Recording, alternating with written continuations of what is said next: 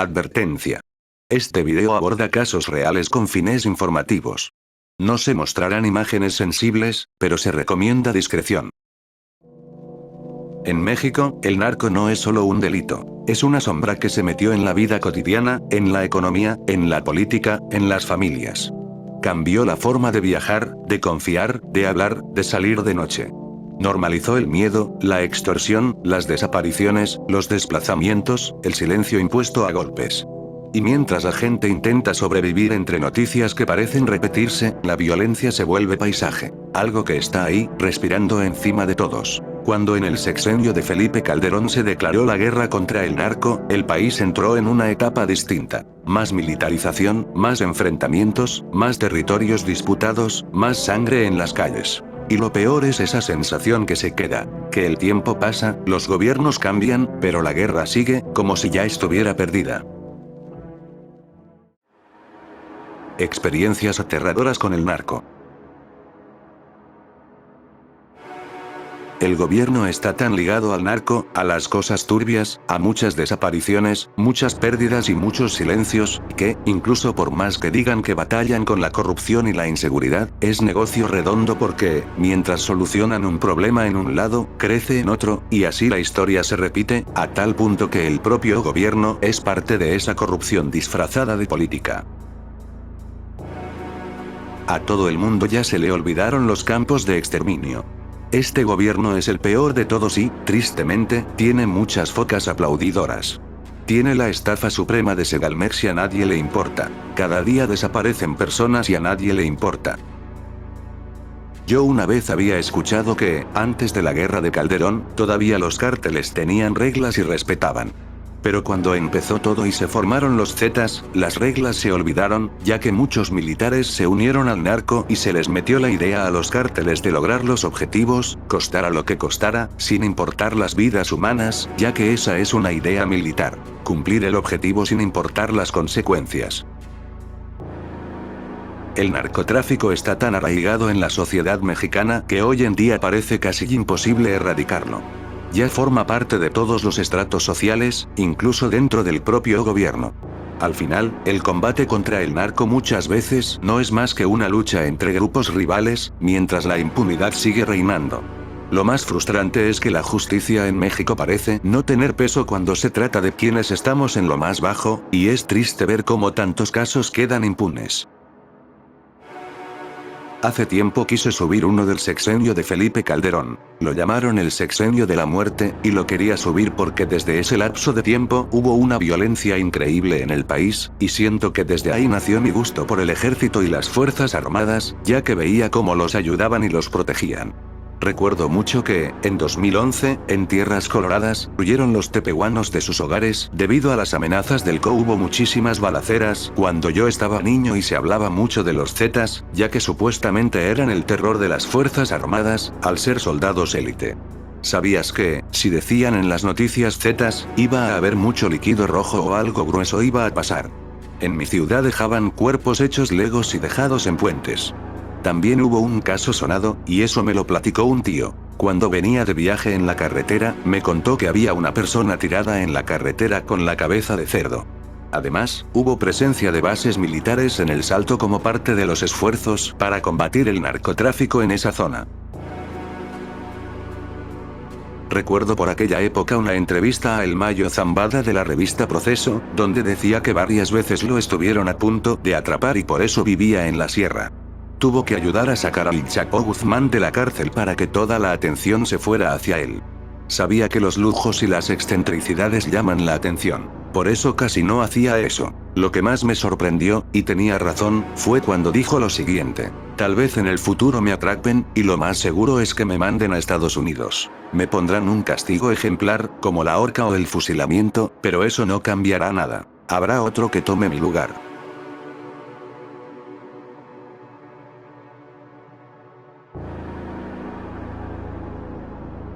El poder de fuego de los cárteles en ese entonces ya era extremadamente grande. La operación Rápido y Furioso solo incrementó aún más su poder. Los blindados monstruos ya existían en ese entonces. Eran utilizados inicialmente por los de la última letra como transporte de bienes importantes. Actualmente, el poder de fuego del CO es masivamente superior. Desde 2020 hasta la actualidad, su poder nuevo se basa en jets, artefactos explosivos improvisados, drones, minas, vehículos que algunos ya empiezan a tener mejor construcción, morteros, fusiles antiblindaje, balas perforantes del 50i. Durante los sucesos de las luchas en Tepalcatepec, en Michoacán, utilizaron armas químicas. Últimamente se tuvo registro de un dron de fibra óptica. Se descuidó el combate al CO, hasta el punto de perder a dos estados, que son Zacatecas y Michoacán.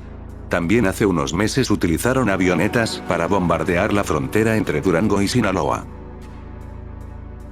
Que los del ejército están engañados. Muchos creen combatir a la delincuencia, pero la delincuencia empieza en sus filas. La corrupción está desde adentro, y es una guerra sin fin. Pues aquí, en mi ciudad, Juárez, fuimos el epicentro de ese desastre. El cártel de Sinaloa, apoyados por la Policía Federal de García Luna, quisieron quitarle la plaza al cártel de Juárez y, pues, hubo ocasiones donde desvivían muchas personas y policías al día. Una vez, derivado de esto, colocaron un coche bomba para la Policía Federal. La Policía Federal quiso desvivir al presidente de la ciudad, Héctor Teto Murguía, y este lo sacó de la ciudad. Desde ese entonces, muchos locales miran al cártel de Juárez como el bueno, ya que preferían al que neutraliza a los vendedores y consumidores de cristal, ladrones, extorsionadores y demás. Y fueron la punta de lanza en sacar a la Policía Federal. Estos raptaban, robaban y demás. Mis sargentos que estuvieron en esa época del sexenio de Felipe Calderón estaban de cabos. Me comentaron que ellos tenían barra libre. No tenían piedad con los cárteles. Me contaban experiencias de cómo el ejército levantaba sicarios sacándolos de sus casas y los agredían para sacarles información. Luego los mandaban con San Pedro y dejaban el cuerpo sin vida en zonas poco accesibles, dejando un narcomensaje culpando a otro cártel. Me dijeron que en esa época sí eran temidos, ya que había fuerzas de reacción que se encargan de dar cacería a varias personas importantes de los cárteles. Nos contaron la vez que allá, en Piedras Negras, Nuevo Laredo, Juárez y la mayor parte de Tamaulipas, el ejército había desaparecido a muchas personas que estaban vinculadas con los cárteles. Recuerdo allá por 2012 o 2013. Usábamos la app de Cello, no recuerdo cómo se escribía, era como una radio. Presionabas un botón para hablar con otras personas y dabas tu informe o preguntabas cómo estaba la situación. Por ejemplo, aquí en tal colonia todo tranquilo, en calle tal hay zona de peligro, o hay detonaciones. Ya que en aquel tiempo había rafagueadas y bloqueos varias veces al día en diferentes puntos de la ciudad. El accidente de Juan Camilo Mouriño, secretario de Gobernación de Calderón. Otros dicen que no fue accidente, sino sabotaje. En Coahuila, allá por 2010, era un infierno por lo de los Z, pero ahí el gobierno estatal se puso los pantalones y desterró a todos los malitos. Hoy en día es uno de los estados más seguros del país y es gobernado por el PRI. No digo que son unos santos, pero supieron enderezar el barco que ellos mismos ladearon. Como dije en un comentario anterior, soy de Tamaulipas, pero la inseguridad me empujó a vivir en Coahuila, y el día que gane Morena en este estado me largo de Coahuila, porque tengo fundamentos concretos de que donde llega ese partido, la inseguridad se dispara en los estados donde gobierna. Un caso olvidado es el del Hotel Holiday Inn de Fray Servando, en Monterrey, del 21 de abril de 2010, donde, pensando que eran trabajadores de la DEA, los Zetas se llevaron a huéspedes inocentes.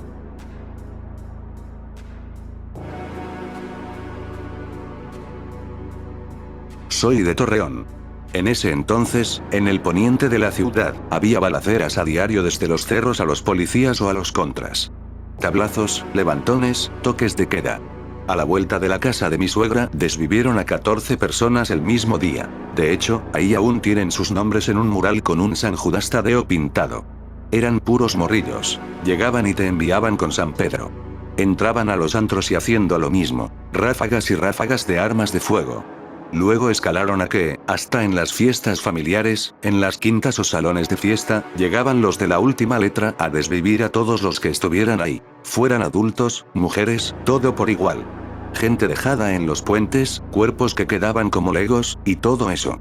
Fue una época horrible. Recuerdo que hasta Torreón se quedó sin policía municipal por unos días. No era la guerra contra el narcotráfico. Era la guerra contra los cárteles que no querían unirse a la alianza del Chapo, ya que prácticamente el Chapo, en conjunto con ese sexenio, tenían un acuerdo de unir a todos los cárteles relacionados al sexenio de Felipe Calderón y los atribuidos a diversos estados del país. Eso se puede ver claramente en toda la serie de lo que es el Chapo, que prácticamente el Chapo fue quien entregaba a algunos narcotraficantes que no querían unirse a su patrimonio de poder. En el sexenio de Calderón eran 5 o 6 estados los que estaban calientes. Mi papá era trailero y me llevaba con él a todas partes, a excepción de los estados que estaban inseguros.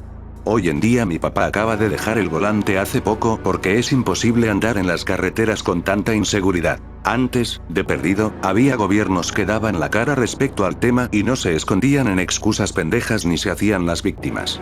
Yo soy de Tamaulipas y, si no fuese por la acción del gobierno de Felipe Calderón por repeler con todo el peso de la ley hacia los golfos y Z, esos culeros hubieran acabado con mucha más gente inocente.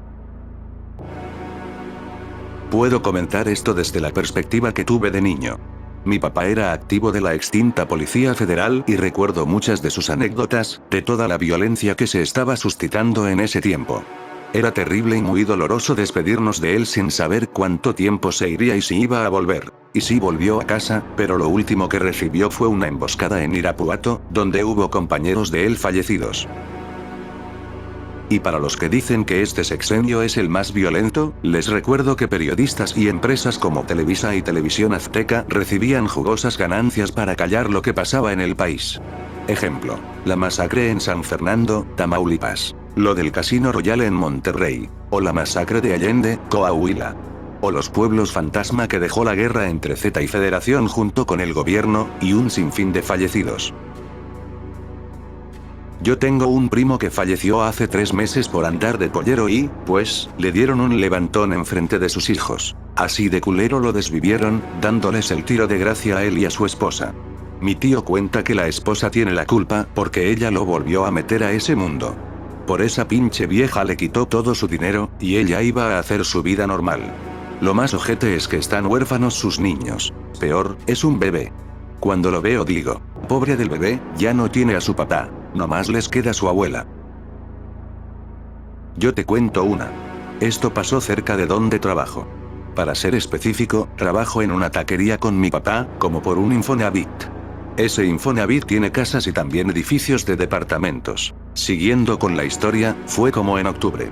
Recuerdo que mi papá decía que en un departamento se metía mucha gente. El punto es que un día llegaron unas camionetas y le metieron un plomazo al dueño de ahí. Lo mandaron al lobby, por decirlo así. De buena suerte era lunes, el día que no trabajamos. Al principio mi papá pensó que era una pareja que siempre se peleaba. Pensó que el marido le había hecho eso a su esposa. Pero no era en ese departamento, era en otro, casi el último. Algo que se me olvidó decir. Desde el principio sí me dio miedo, ya que yo paso cerca de por ahí cada vez que salgo de trabajar. Lo que piensa mi papá es que ahí había un punto, si sabes a lo que me refiero. Y pues esa fue mi experiencia. Siempre agradezco que ese día no estuviéramos trabajando, porque yo sí me hubiera asustado. Mi mamá se dedicó muchos años a lo que es la brujería blanca. Limpias, lecturas, etc. Ella es muy buena en su rama, por lo que personas de todo el mundo la buscan. Por ende, también conoce a brujas de otras partes del mundo o país. En una de esas, ella me dijo que buena parte de las desaparecidas de Juárez era porque las usaban para rituales y sacrificios. Crean o no en este tipo de cosas, es una realidad. Los políticos o narcos siempre tienen sus brujos de cabecera y hacen trabajos muy negros. Volviendo al tema. Yo solo le di el avión a mi mamá, porque en aquel entonces yo no creía del todo en todo ese mundo. Años después salió el libro Hijo de la Guerra, que cuenta cómo se formó el cártel de los Zetas. Hubo una parte del libro en que el exmiembro menciona que, cuando él y sus compañeros decidieron entrar a Juárez, tenían que pedirle permiso a un político para tomar ese territorio. El político les dijo que sí, pero les pidió como condición que le trajeran cada cierto tiempo mujeres. El libro narra que ellos se lo tomaron como un chascarrillo, porque pensaban que quería a estas mujeres para placeres carnales, pero no. Ellos narran cómo este político y otras personas las usaban para sacrificios para una deidad. Ellos narran que incluso para ellos fue un poco incómodo tener que presenciar todo eso. Tenían que presenciarlo porque ellos tenían que dejar a todas estas mujeres en un campo para acomodarlas en forma de estrella y después enterrarlas. Sé que esto suena a ficción o poco creíble, pero incluso en el canal de Gafe 423 menciona que buena parte de lo que dice este libro es verdad. Él fue de fuerzas especiales, igual que los miembros de ese cártel. Entonces, si mi mamá en años anteriores ya me lo había dicho y después sale un libro donde mencionan esto, algo de cierto debe tener. Por mi casa venden eso. Es la guarida de unos pesados. Nosotras pasamos a diario por ahí y ya no se esconden. Nos ha tocado ver cuando llegan con su mercancía, y un día, a eso de las 4 de la tarde, la reja de mi casa estaba abierta. Mi esposo estaba en el segundo piso y mis hijas y yo abajo. Cuando empezaron a ladrar los perros, nos asomamos a la puerta y eran dos muchachos corriendo, y cruzaron por el patio. Le hablé a mi esposo y fue a ver, pero ya no estaban. Brincaron la cerca y se fueron. Cuando vemos que otro hombre entró corriendo también, y mi esposo le dijo que se fuera. Entonces sacó un arma y empezó a decirle que por ahí habían pasado esas personas. Mi esposo le dijo que no los había visto, que cuando fue a ver ya no estaban, y el hombre se fue por donde llegó, no sin advertirnos que no fuéramos a decir nada. Tiempo después nos enteramos que les habían caído los contrarios, pero al día de hoy siguen igual, vendiendo sus cosas sin que nadie les diga nada. Mi papá fue a Guatemala por un viaje de negocios. Lo que pasa es que ese día el aeropuerto estaba cerrado y le tocó irse por carretera de noche. Iba con su amigo. Los pararon y a su amigo lo bajaron de un lado y a mi papá de otro. Entonces empiezan a disparar. Dice mi papá que pensó que habían desvivido a su amigo, porque se escuchaban los balazos, y viceversa. Gracias a Dios los dejaron vivos, pero con un trauma de por vida. Eso pasó en los años 2000. Haz de cuenta que mi papá es cobrador y yo lo acompañaba a cobrar. Nosotros fuimos a un lugar, no quiero decirlo, pero yo y mi papá vimos cómo levantaban a un morro. El morro se veía de dinero. Lo amedrentaron con un arma y los de la maña les decían a los carros que le pasarán rápido. En unos kilómetros los vimos que iban para un rancho. Le hablamos a unos militares que estaban ahí, pero ya no supimos qué le pasó al morro. Por culpa de Calderón vi mi primer cuerpo sin vida. Fue a los 5 años. Fue un señor que balacearon en una gasolinera. Tenía como 7 impactos de bala y su amigo estaba gritando por ayuda. Hasta se quedó ahí arrodillado, llorando y agarrándolo de la mano. En cuanto lo vi seguía vivo, pero mientras más pasaban los segundos más grande se hacía el charco de líquido rojo debajo de él. Lo vi hasta que dejó de respirar.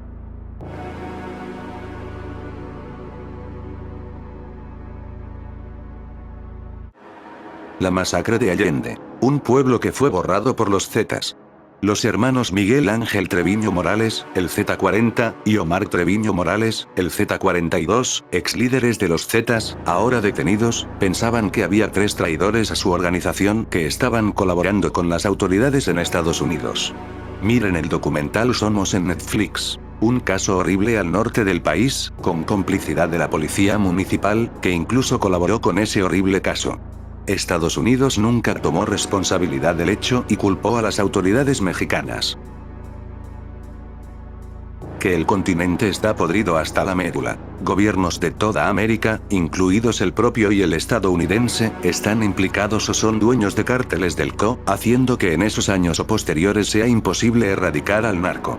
Pues si tienes al 80% de gobiernos de un continente en tu nómina, no hay nada que alguien pueda hacer para erradicarte. Qué bueno, actualmente hasta el cártel Jalisco Nueva Generación tiene laboratorios y cuarteles en África. Volviendo al tema. Pese a que los militares sientan que hacían más en dicho sexenio, la verdad es que atacaban solo a los cárteles enemigos del cártel del gobierno. Posteriormente, con el Comando Décimo y todo lo demás, fue la misma historia. Por más que un militar haga lo correcto y sea incorruptible, no cambiará nada, pues se demostró que para qué pagar miles de nóminas si con reclutar a los altos mandos basta y sobra. Espero esto lo llegues a poner en un video. Bueno, mi anécdota data a que un tiempo yo serví como un perro, así como lo lees. Un perro para ellos, los cuales vieron mejor utilidad en mí para ser su chofer o al que mandaban a hacer encargos. A lo cual logré aprender y ver muchas cosas, por lo que sabía que no eran tan pesados como me lo pintaban, pero aún así tenían algo de poder y armas. Todo por querer ganar dinero fácil me metí a eso. Estuve así aproximadamente 2 años. Ahí conocí a un señor al cual le decían el Grillo, del cual me hice muy amigo. Él me enseñó varias cosas, como disparar, manejar armas largas y también manejar tráiler, por lo que a veces me mandaban a hacer encargos más grandes. Un día, en uno de los tantos encargos, a quien traía era el Grillo. Lo llamaron. A lo siguiente, me dijo que manejara rápido a donde siempre se reunían. Cuando llegamos vi lo más fuerte de mi vida, la casa balaceada y cuerpos afuera de la misma. Yo vomité por el asco que me dio ver a los que le trabajaba, fallecidos con marcas de proyectiles en todo el cuerpo. El Grillo me dijo que nos fuéramos, y así fue. Me dejó cerca de una brecha que daba hacia un conjunto de casas y me bajé.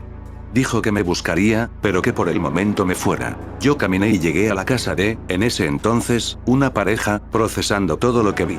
Pasaron 3 días y yo me encontraba en mi cuarto de renta, y el Grillo estaba afuera esperándome. Me jaló a su camioneta, dándome una bolsa con algo de dinero.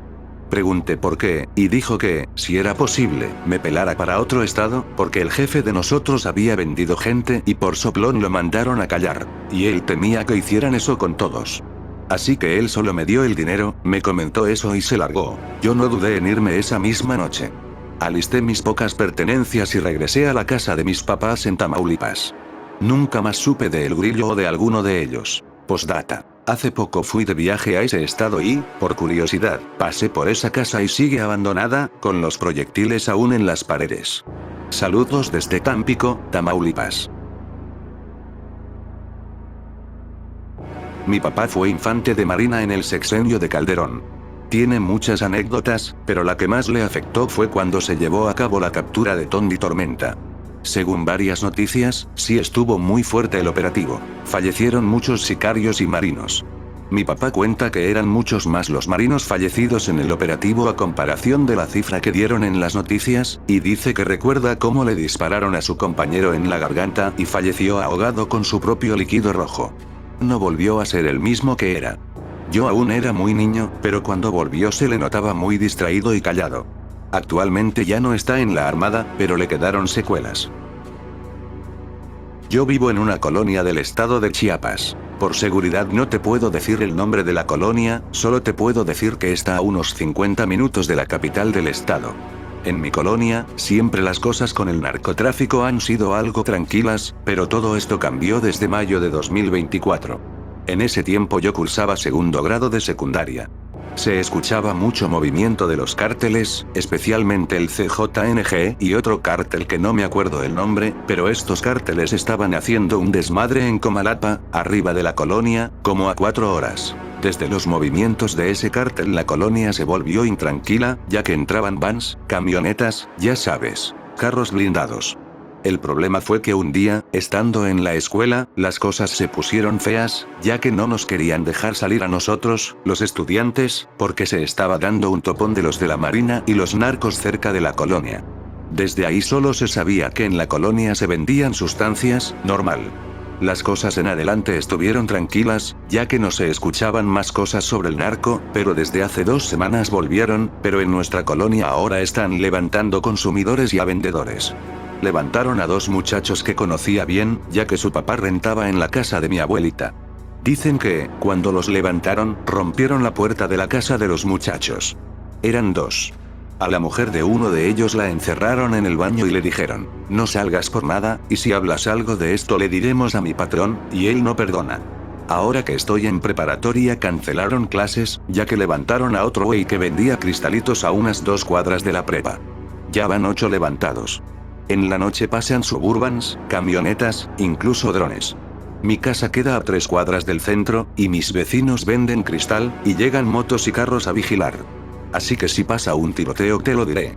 Es todo, no es mucho, pero no me sé expresar muy bien. Lo último es que a unos 15 minutos de mi colonia hay un rancho donde tocaban a los chavos que levantan. Hola, soy tu fan, pero te tengo una anécdota del narco por si vuelves a hacer ese tema. Soy de Chihuahua y teníamos un negocio de vender muebles. Mi tío era el gerente y mi abuela la jefa del negocio. Bueno, lo recuerdo muy bien. Un día era domingo a las 8 a.m. habían llamado a mi abuela diciendo que uno de nuestros locales se estaba incendiando por los narcos, así que fuimos para Ignacio Zaragoza. Cuando entramos, un narco salió y nos preguntó de dónde éramos. Le dijimos. Yo me escondí en el carro. Pasó el rato y la novia de mi tío se subió al carro. Ella estaba llorando porque a mi tío lo habían levantado. Me llevaron a la casa de la novia de mi tío y, mientras a mi abuela le pasó lo peor, ella nos contó que la habían bajado de la troca y la vendaron. Parecía que eso seguiría de largo, pero no mucho después la dejaron libre.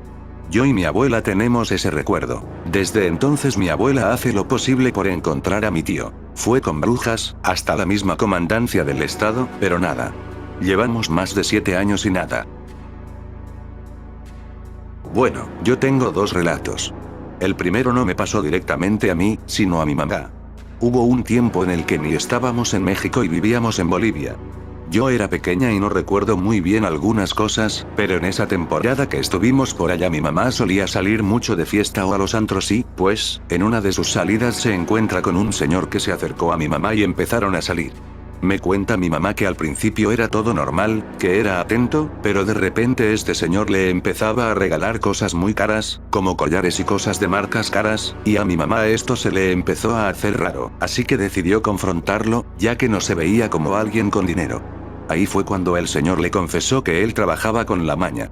Obviamente mi mamá se asustó, así que decidió terminarlo. Me dice que el señor trató de convencer a mi mamá de que no lo dejara, pero mi mamá no cambió de opinión, y el señor, a regañadientes, aceptó.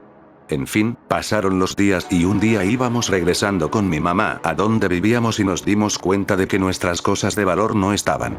Así que mi mamá sabía que había sido el mañoso. Mi mamá lo llamó y él dijo que sí había sido él, pero le dijo a mi mamá que fue generoso con ella porque sabía que me tenía a mí, o sea, que tenía una hija, y que pudo haber hecho algo mucho peor, pero decidió no hacerlo. Así que le dijo a mi mamá que no fuera a hacer ninguna estupidez y le colgó. Mi mamá se espantó, pero decidió ya no hacer nada y por suerte no nos pasó más nada. Poco después regresamos a México y, con más razón, ya no supimos nada del mañoso. La segunda anécdota es una que sí me pasó a mí hace un tiempo. En ese momento yo iba en la secundaria. Bueno, era un día normal en que estábamos en clases y ya casi era hora de salir, pero de repente se empezaron a escuchar disparos, muchos disparos.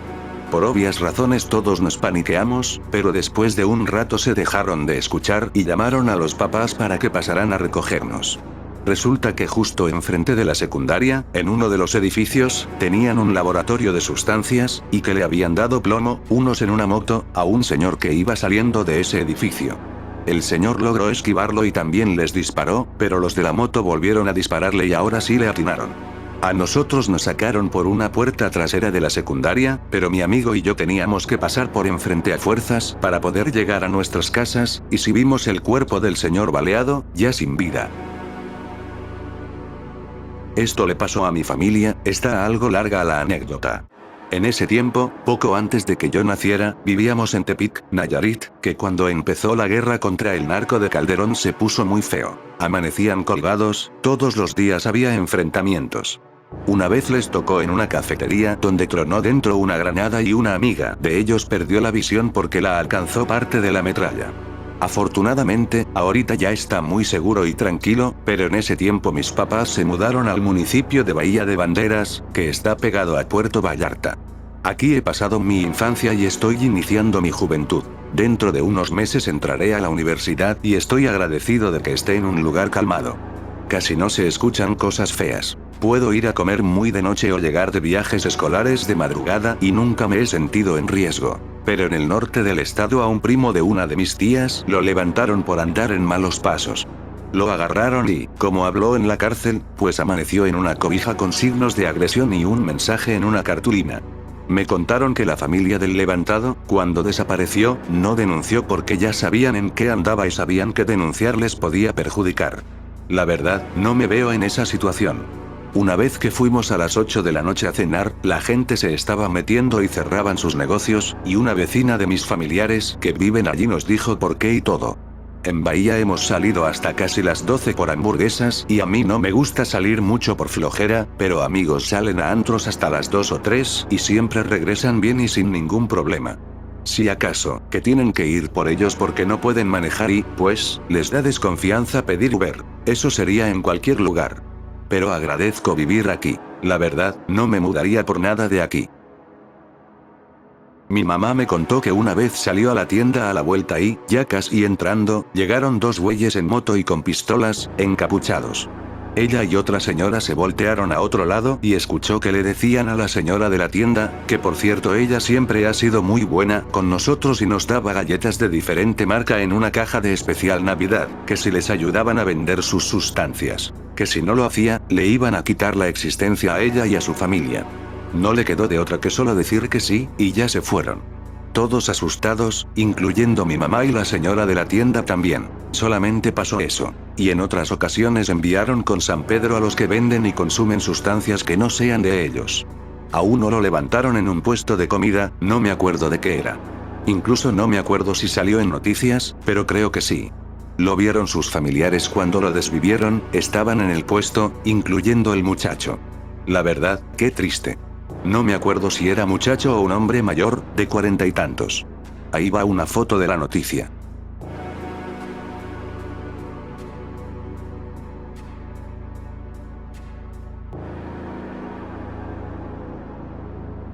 Experiencia no mía, de mi mamá. Hace mucho tiempo mi mamá llevó a mi hermana a su pueblo, queda por Morelos, y cabe aclarar que mi hermana era una bebé.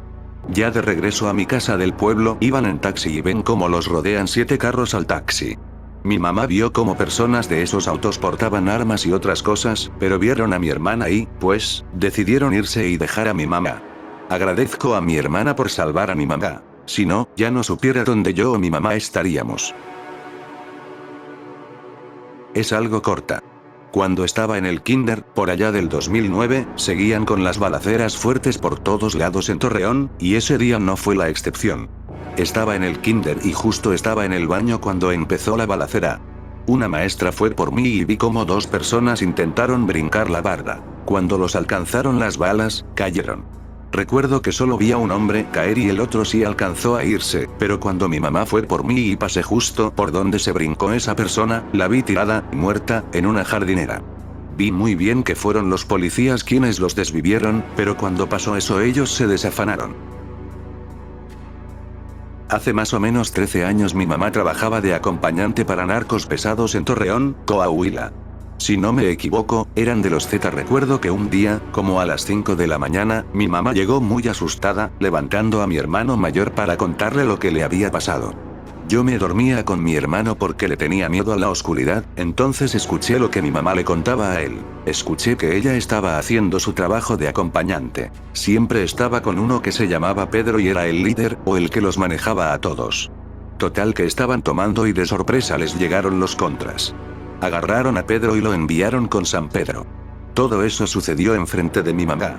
Ella, llorando, le cuenta a mi hermano que los sesos de Pedro quedaron por todo el piso y ella quedó salpicada de todo. Formaron a todas las mujeres y entre ellas estaba mi mamá. Tristemente les quitaron la existencia, excepto a mi mamá y a 3 más, porque justo llegaron los del otro bando, que era el que lideraba Pedro, y se pudieron escapar ellas y mi mamá. Dice que a ellas las escondieron y, al terminar todo, las subieron a unas camionetas negras y las dejaron cerca de donde vivían. Ese día vi a mi mamá llena de líquido rojo, pero horas después pasaron por ella nuevamente en la camioneta negra y, cuando regresó, nos dijo que nos fuéramos. Eran como las 7 y nos fuimos mis 3 hermanos, mi mamá y yo a otra ciudad. Solo nos llevamos lo que teníamos puesto. Años después le pregunté sobre eso y me regañó por metiche, pero mi hermana me contó que seguía trabajando para ellos desde lejos. Morena solo confirmó algo bastante deprimente. A buena parte del pueblo mexicano le vale cómo esté el país mientras se les dé dinero por no hacer nada, admitámoslo. Muchos de los becados solo reciben el primer pago y dejan de presentarse, o se lo gastan en banalidades. Muchos están acostumbrados a la violencia, a tal punto que se han vuelto muy poco empáticos. Mientras no les afecte en su día a día, no dan bola a lo que ocurre. Haz de cuenta que yo vivo como en un tipo monte y, a pocos kilómetros, está la ciudad. Mi excolonia solamente tiene 2 casas, ya que mi colonia es como un atajo para salir a otras colonias. La verdad es un lugar muy clandestino y mi casa está dividida en 2. Abajo viven mis abuelos y arriba vivimos yo y mis padres. Pero no es como casa de 2 pisos, es, literal, casa dividida. Arriba no hay ladrillos para tapar, sino que yo puedo salir de mi casa y ver toda la colonia y parte de la ciudad, y los atardeceres y así. Pero el caso es que una vez, en la madrugada, yo estaba despierto y muy aburrido. Entonces, como tenía muchísimo calor, decidí salir y ver las estrellas, ya que se ve gran parte del cielo. Me puse mis audífonos y decidí salir. Al principio todo estaba bien, mucha tranquilidad y todo, pero, ¿recuerdas que te dije que vivía en monte? Pues llegó un momento en el que varias camionetas llegaron y yo me asusté, ya que eran como las 3 o 4. Entonces me escondí, haciéndome para atrás y quitándome los audífonos, ya que se frenaron enfrente de mi casa, y la verdad estaba muy asustado. Hasta que se bajaron de las camionetas y bajaron a una persona en una bolsa que parecía que estaba sin vida, o eso creía. Vi que, después de bajarla, se perdieron en el monte. Escuchaba cómo la persona aún vivía y se quejaba, pero quejidos de ultratumba. Me metí a mi casa y agarré unos binoculares de mi hermana, de esos como para ver más lejos, y vi como unos tipos con máscara estaban haciendo un hoyo y luego procedieron a enterrar a la persona. Después me metí a mi casa con un miedo que nunca había sentido en mi vida. Pasaron los días y la persona que habían desvivido era un tiendero que yo visitaba seguido, mas no hablábamos ni éramos amigos. Yo había pensado que eso iba a ser todo, pero cada vez que me desvelaba, o incluso de día, veía a una persona negra y alta que se quedaba viendo a mi casa fijamente. Un día decidí volver a salir, ya que ya había pasado un año de aquel incidente, pero te prometo que escuché que me dijeron al oído, ¿por qué no me ayudaste? Me metí corriendo a mi casa y les dije a mis papás lo que estaba pasando, pero no me creyeron. Actualmente vivo en otro estado y creo que estoy limpio, pero cada que voy con mis abuelos, aquella alma en pena aún me busca. Hace un año apliqué para una vacante en Guadalajara que se hace llamar Sercoad. Hice llamada telefónica. Todo iba muy bien hasta que llegué al lugar que decían que era. No había ninguna empresa llamada así. Decidí comentarle al reclutador que no encontraba el lugar. Cuando me dijo que era más adelante, llegué. Obvio iba acompañada, y cuando ya estaba ahí pasó un tipo todo vestido de gafas negras, chaleco negro, gorra. Total, que no dije cómo iba vestida. Según él iba a salir, y el tipo volteaba a ver como nunca me vio. Me escribió que ya no se podía la entrevista. El tipo que pasó dio unos pasos más y sacó el celular. Cuando quise alcanzarlo, ya no estaba en cuanto dio la vuelta, y acababa de arrancar una camioneta como una minivan. ¿Y saben qué fue lo peor? Que ahí cerquita del lugar, a unos 15 metros o menos, había una patrulla. Creo firmemente que están muy bien enterados de lo que sucede.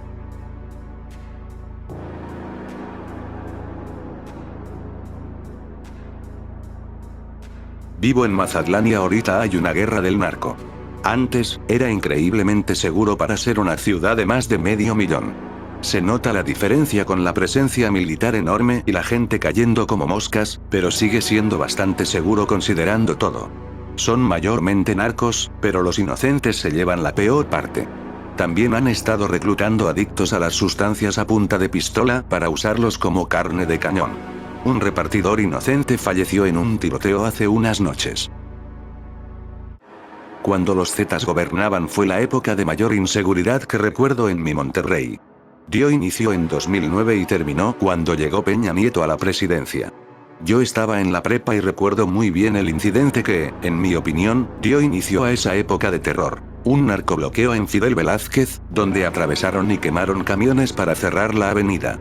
En ese momento no teníamos idea de qué estaba pasando. Varios pensamos que se trataba de alguna protesta o huelga, pero con el tiempo cayó el 20 de que nuestra ciudad había sido secuestrada por el narco. A partir de ahí vinieron los bloqueos constantes, las balaceras y granadazos a plena luz del día. Me tocó ver cuando levantaron a un hombre por la zona de San Bernabé. A una prima la agarró una balacera en Lincoln, por fortuna salió ilesa. Las narcomantas, los colgados en los puentes, las extorsiones. Tener un negocio era prácticamente una sentencia de que alguien iba a llegar a pedirte piso. El Casino Royale incendiado, la balacera en el Café Iguanas, la historia de Alejo Garza Támez. Como persona de a pie, la violencia y la extorsión podían alcanzarte en cualquier momento, sin deberla ni temerla. Fue también cuando el Bronco empezó a ganar notoriedad por supuestamente negarse a colaborar con el narco y sobrevivir varios atentados. Lo de los atentados sí fue verídico. Hoy la violencia sigue ahí, pero está mucho más contenida a gente relacionada con el narco o la delincuencia, y alguna que otra bala perdida que le toca a algún desafortunado. Ya se puede salir más tranquilo en la noche, ya puedes tener tu pequeño negocio sin miedo a que te pidan piso, y este Día de Muertos una de las noticias más sonadas fue que Barrio Antiguo por fin volvió a tener el ambiente que tenía antes de que llegaran los malnacidos de los Zetas. Tenía 12 años en ese momento, cuando los Zetas mandaban. Estaba viviendo en el puerto de Veracruz. Recuerdo que mi mamá tenía que esquivar balaceras cuando íbamos camino a casa después de la escuela, los carteles de amenazas en los puentes, el camión lleno de cuerpos sin vida en la glorieta de los voladores de Papandra, gente dejada como Lego en bolsas en el terreno baldío cerca del colegio, y la vez que los profesores nos sacaron del salón de clases a rastras porque había una balacera justo enfrente, en la avenida. No he vuelto a experimentar tanta violencia y terror como esos años en mi ciudad. Mi adolescencia transcurrió en esa época, cuando los Zetas controlaban todo. A nivel municipio veías cómo tus compás de la primaria o secundaria se desmadraban primero con las adicciones y después por juntarse con malandrines. En realidad era un tema de moda, porque muchos de esos compás, la verdad, no tenían necesidad. Actualmente, de 10 güeyes que conocía, solo uno está vivo y está en la cárcel. La verdad creo que esto desde hace tiempo dejó de tratarse de políticos o de gobiernos, porque a pesar de que hace 20 años el PAN tomó el poder después de que el PRI estuvo mucho tiempo, ¿realmente hubo un cambio? ¿O todos los gobiernos son iguales, pero con diferente maquillaje? El problema fue que el país se dejó influir tanto con el narco y su corrupción que ya no hubo vuelta atrás, y el narco dominó. Ya sea Morena, el PAN, el PRI, Movimiento Ciudadano, cualquier partido político, siempre habrá corrupción atrás de esto, porque es un negocio tan grande que la CIA lo financia. México ha estado perdido desde siempre y la prueba es, quizás, el Maximato. La corrupción siempre estuvo, y ejemplos hay muchos. El 68, los 43, la crisis del 94, el gasolinazo y así muchos ejemplos. ¿Por qué México vive con una desigualdad económica tan cabrona que esos apoyos del bienestar marearon mucho a la gente? ¿Realmente México tiene salvación o es que su gente ya se acostumbró a recibir migajas y falsas promesas para tener falsas esperanzas de ver un verdadero cambio? Porque si alguien quiere cambiar al país, simplemente lo desaparecen. Esto ya no se trata de partidos o personas, ya simplemente es algo que venimos arrastrando hace muchos años, que actualmente no se puede tapar el sol con un dedo.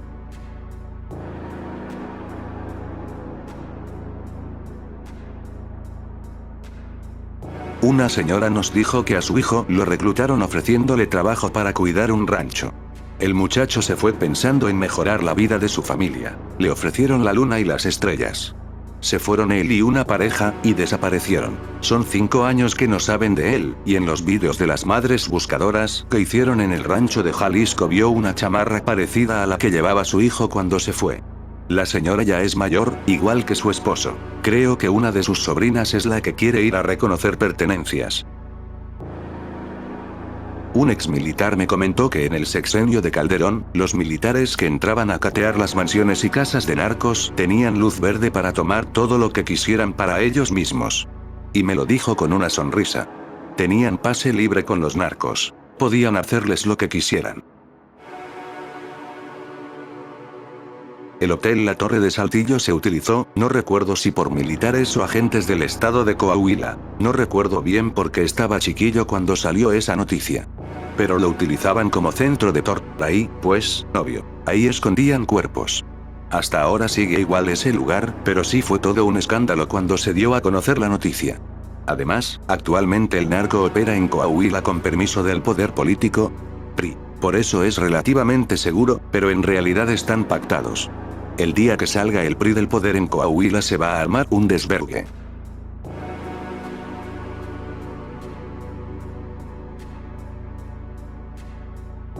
Me acuerdo que en ese tiempo del sexenio de Calderón yo iba a la secundaria y un día amaneció un cuerpo en el puente, todo golpeado y lleno de líquido rojo, con un cartel de los Z lo fueron a tirar y me acuerdo que le tomé foto, solo que la perdí. También en el faro de la Morelos iban a tirar, o en los puentes peatonales amanecían cabezas. También en la colonia donde vivo hubo muchísimas balaceras y quemazones de casas, las cuales a la fecha siguen sin habitarse. A un señor lo desvivieron justo fuera de su negocio. A otra señora le desvivieron a uno de sus hijos. Solo iba pasando el muchacho. La señora, obvio, le dolió tanto que a sus otros 2 hijos no los dejaba salir sin ella. Hasta la fecha solo tiene a su hijo menor y siempre sale con él a todos lados. Su otra hija ya se casó. Al tiempo se calmó y hasta ahorita es de las ciudades más tranquilas. Vivo cerca de Tampico, cruzando el puente a Veracruz. La gente que dice que solo es violencia entre cárteles o que puedes ignorarlos si te mantienes alejado está demente.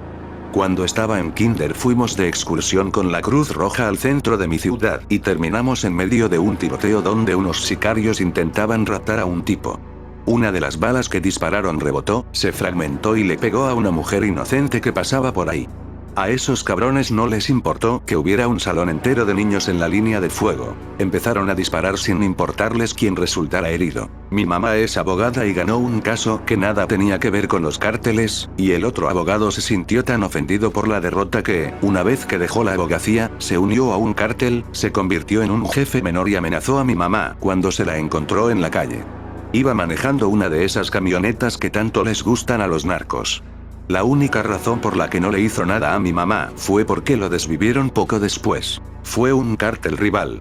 Lo encontraron ya perecido y con el gansito cortado y puesto en la boca. Mis papás tenían una tienda de celulares, pero unos tipos que trabajaban para el Chapo se la robaron. Por la plata que perdimos y lo que debíamos a las compañías telefónicas, tuvimos que mudarnos a la Ciudad de México a buscar trabajo para pagar la deuda. Mis papás perdieron sus trabajos por culpa de los cárteles y tuvimos que mudarnos por ellos. Ni yo ni mi familia hemos estado involucrados con los cárteles de ninguna manera, pero constantemente nos hemos visto directamente afectados por sus acciones. No importa quién seas o qué hagas. Si tienes algo que ellos quieren, no dudarán en pisotearte para conseguirlo.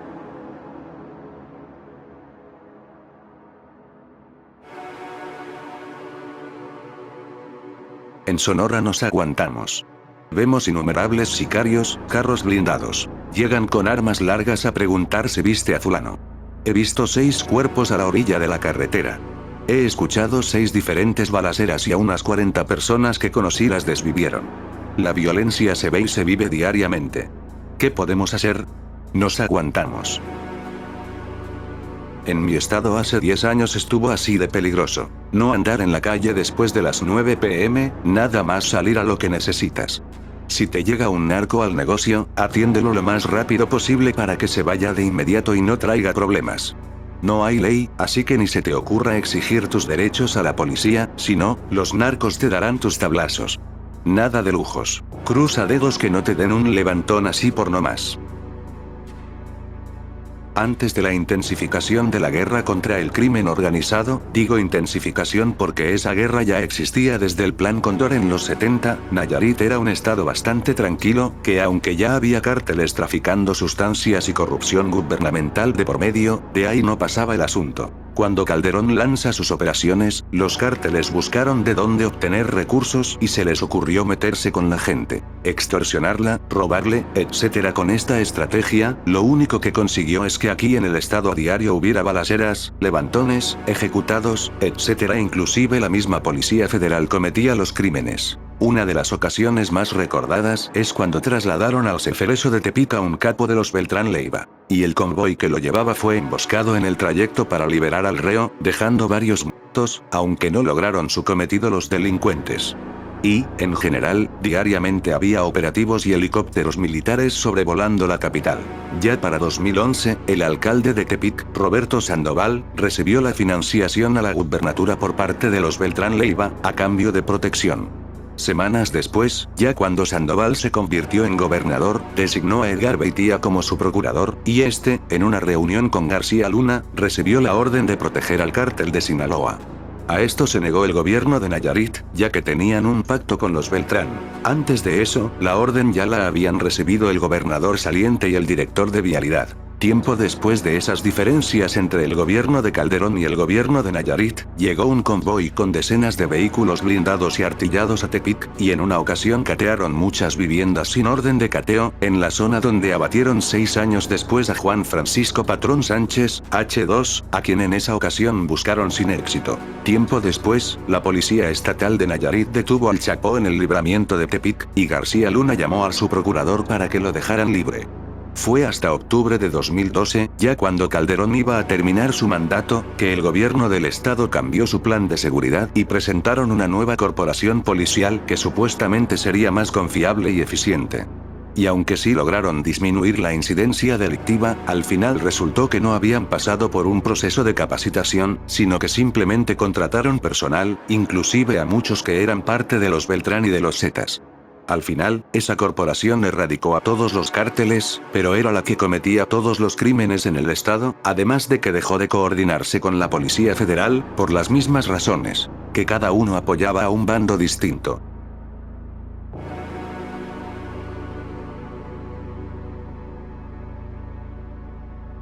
Todas las mafias son violentas, ¿verdad?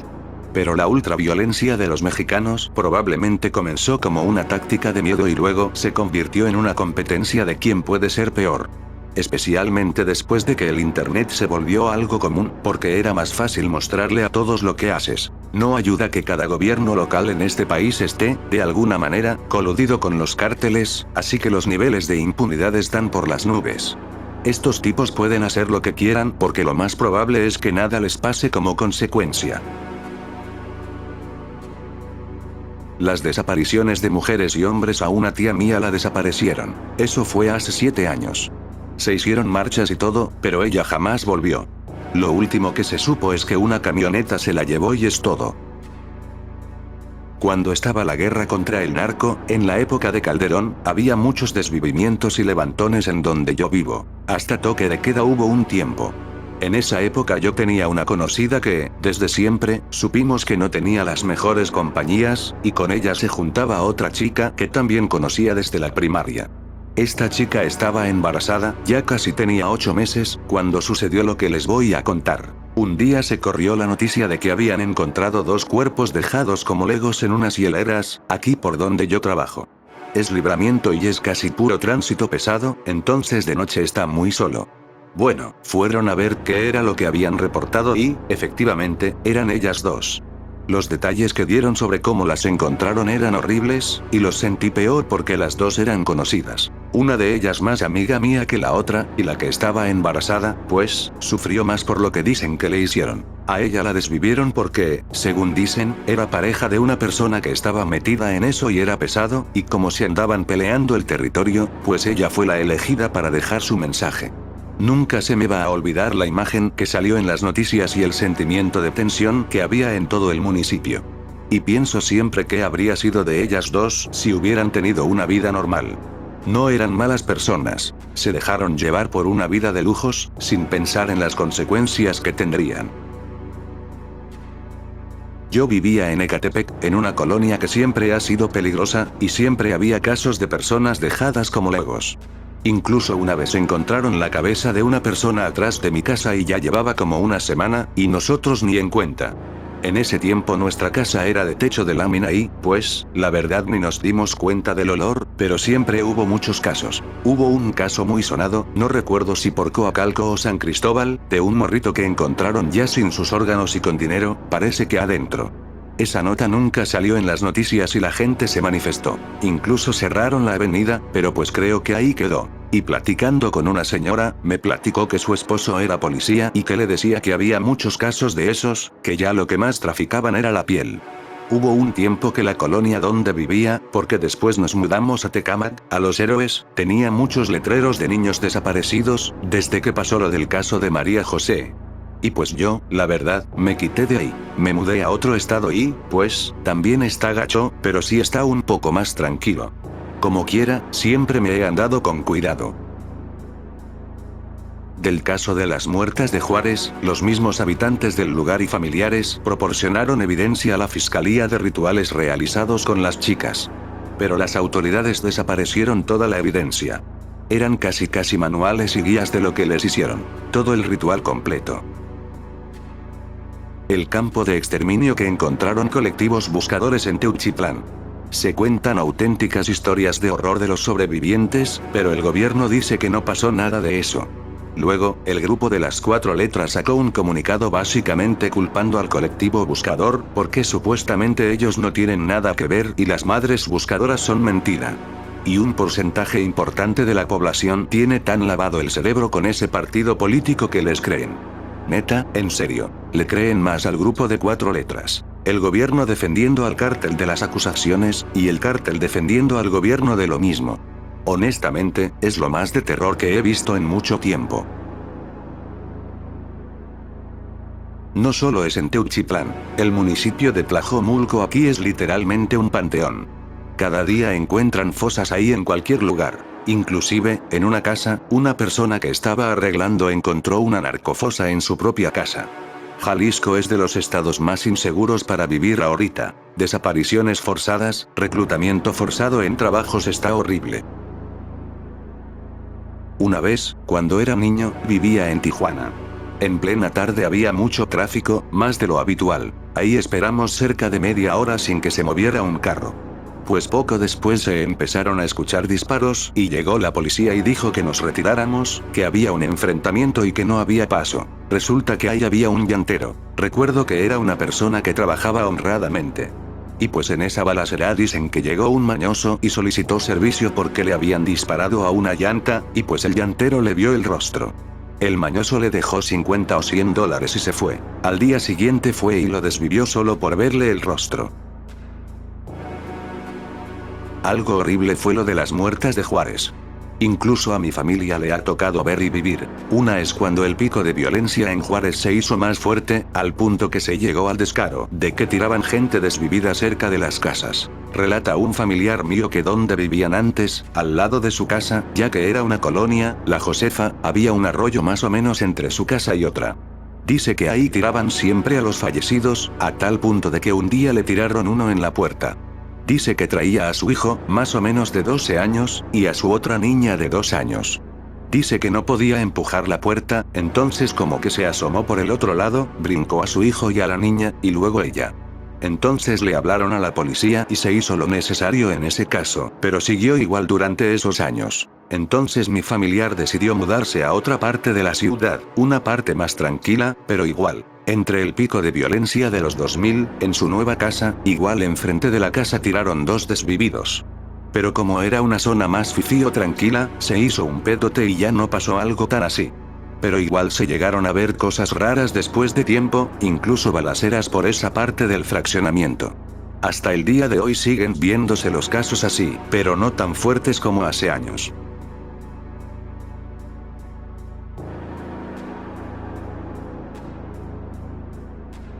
Yo soy de Piedras Negras y estaba en secundaria cuando sucedió todo eso de la masacre de Allende.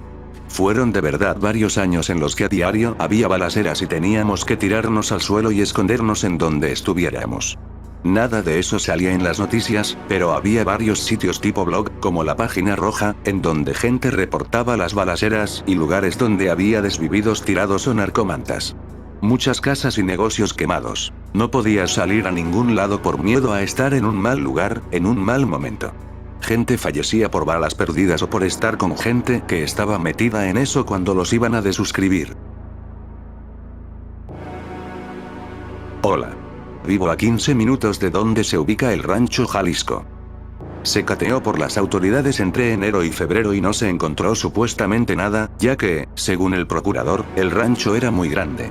Y las imágenes aéreas muestran que el rancho era aproximadamente de 1 hectárea. Todo indica que era un campo de adiestramiento. Reclutaban a personas sabiendo a lo que iban, y algunas otras con engaños de entrevistas de trabajo con sueldos llamativos de 5,000 pesos a la semana, sin ningún requisito. Es muy triste. Fueron más de 400 pares de zapatos, indicando una cantidad muy grande de personas que pasaron por ese lugar. Hoy, mediante una publicación, los colectivos de búsqueda hacen un llamado a volver a presentarse al IGF a los familiares de desaparecidos, por si acaso algún artículo personal o resto óseo sea suyo. Trataré de resumirlo. Tenía un amigo, pongámosle de nombre Fernando. Resulta que Fernando y yo éramos amigos desde el colegio. Ya tenía historial de ser muy dejado en las materias y realmente le importaba casi nada lo que pensaran los maestros, ya que él se creía más inteligente que ellos y que no valía la pena estudiar porque eso no te garantizaba conseguir empleo, y así un montón de cosas más que él decía. En pocas palabras, el men se consideraba un tipo bien despierto. Cuando salimos del colegio, después de la pandemia, él se volvió más egocéntrico y cambió totalmente, a tal punto que ya no era tan divertido pasar tiempo con él, porque ahora se creía muy avispado. Incluso llegó a ningunearme, diciendo que yo era bien güey y que no era tan inteligente. Pero aquí viene lo malo. El güey se creía mucho más vivo y despabilado, incluso más que los mismos narcos. Y todo porque él acostumbraba a salir en la madrugada a comprar sustancias, y muchísimas veces se topó con narcos en camionetas, pero nunca le dijeron nada, y eso le subió el ego. También como 3 veces le trataron de robar unos cricosos o algún ladrón random, y él siempre sacaba su navaja y los correteaba. Yo le decía que tuvo suerte, pero que no se creyera Superman, que algún día se iba a topar con alguien verdaderamente malo.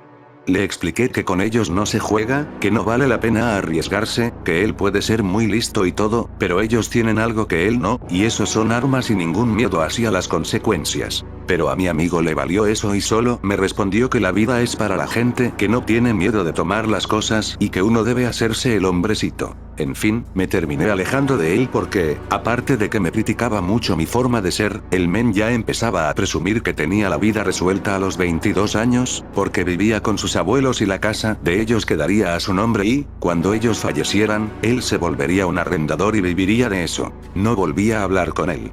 Sí trató de volverme a contactar y tuvimos una charla casual, pero noté que no había cambiado. Entonces ya lo ignoré completamente. 6 meses después me topo a un ex compañero del colegio. El tipo se veía como un cricoso cualquiera, pero igual le hablé. Ahí me contó que se hizo amigo de Fernando poco tiempo después de que yo dejara de hablarle, y ambos se iban a ponerse bien pedos o se iban a consumir sustancias. Resulta que una noche los paró una camioneta y los empezaron a interrogar. Mi compañero cricoso sí se puso mansito y cooperó. Incluso se bajó de la moto en la que iban los dos. Pero mi amigo Fernando aprovechó que los narcos bajaron las armas, arrancó la moto y se peló. Apuesto que creía que la volvió a librar. Me cuenta mi ex compañero que uno de los narcos solo avisó por radio tranquilamente y luego lo miró y le dijo: "A tu amigo ya se lo llevó la verga". Mi compañero cricoso rogó por su vida y dice que solo lo dejaron ir porque les dio pena su apariencia, toda demacrada por el foco. En fin, al día siguiente encontraron a mi amigo en el monte. No demoraron mucho en atraparlo esa noche. Obviamente su moto ya no estaba. Cuando lo llevaron ahí le hicieron la del Pantera, si es que conocen esa referencia. Machetes y ese tipo de cosas.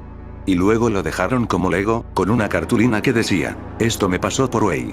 Mi ex compañero cuenta que incluso grabaron, pero yo no he encontrado ese video, y eso que me puse a revisar en páginas. Supongo que algún día puede que salga a la luz. En fin, así fue como acabó la vida de mi amigo Fernando, que creyó que era más vivo que los mismos narcos. Pero bueno, ya saben lo que dicen, es mejor no jugarle al vergas.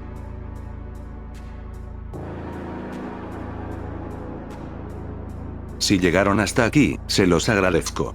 Estoy seguro de que nos veremos muy pronto. No olviden seguirme en TikTok y Facebook, ahí subo fragmentos de mis vídeos. También pueden escribirme, ya sea para saludar o para contarme sus relatos. Y ya para finalizar, un saludo a las siguientes personas.